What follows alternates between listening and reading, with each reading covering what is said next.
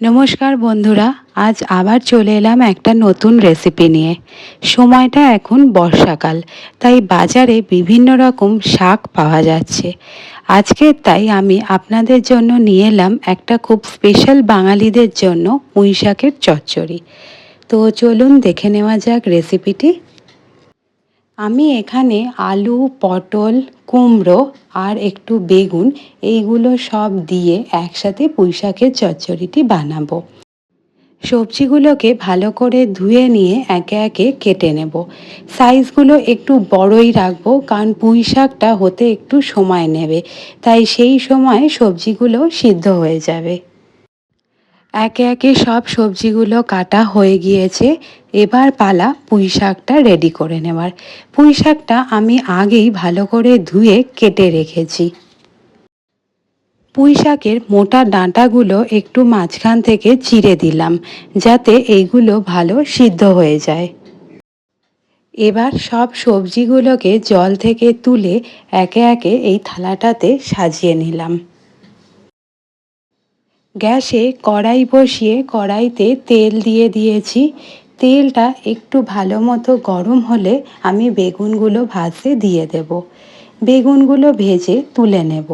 বেগুনগুলো একটু আগে থাকতে দিলে বেশি গলে যাবে, তাই বেগুনগুলো আমি আগে ভেজে তুলে নিলাম। আমি আজকে রান্নার জন্য সর্ষের তেলের ব্যবহার করছি, কারণ পুঁই শাকের সাথে সর্ষের তেলটাই ভালো যায়। আপনারা আপনাদের পছন্দ মতো অন্য যে কোনো তেল ব্যবহার করতে পারেন। এবার দিয়ে দিলাম 5 ফোড়ন আর দিলাম একটা শুকনো লঙ্কা। 5 ফোড়নটা আর শুকনো লঙ্কাটা একটু ভাজা হয়ে গেলে তেলে দিয়ে দেব আমি কেটে রাখা আলুগুলো। আলুগুলো দিয়ে একটু ভালো মতো লাল লাল হয়ে গেলে তারপর আমি বাকি সবজিগুলো অ্যাড করব। দেখতেই পাচ্ছেন বন্ধুরা, আলুটা ভাজা হয়ে গিয়েছে, তাই আমি এবার একে একে অন্য সবজিগুলো অ্যাড করে দেব। একই রকমভাবে পটলটাও অ্যাড করে দিলাম। এখন আলু আর পটলটা একসাথে তেলে একটু ভাজা ভাজা করে লাল লাল করে নেব। এরপর দিয়ে দেব কেটে রাখা কুমড়োগুলো। কুমড়োগুলো দিয়ে একই রকমভাবে আগের মতো ভাজতে হবে। সবজিগুলো ভাজতে ভাজতে এর মধ্যে দিয়ে দেব 1 চামচ মতো হলুদ, আর সাথে দেব আরও 1 চামচ মতো নুন। নুন হলুদ দিয়ে ভালো করে সবজিগুলোকে ভেজে নেব।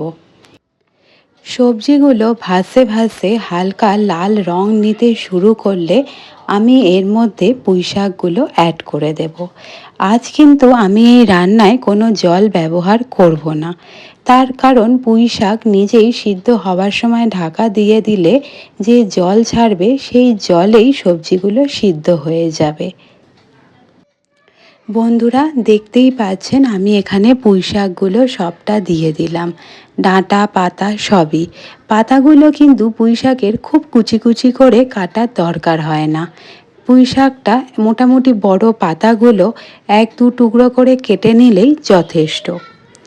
তো এবার আমি ঢাকা দিয়ে পুঁই শাকটা রেডি হতে দেব। মাঝে মাঝে 5-6 মিনিট অন্তর অন্তর ঢাকা খুলে একটু ভালো করে নেড়ে চেড়ে দেখে নেব। বন্ধুরা, রেসিপিটি যদি আমার ভালো লেগে থাকে অবশ্যই আমার চ্যানেলটি সাবস্ক্রাইব করে নেবেন।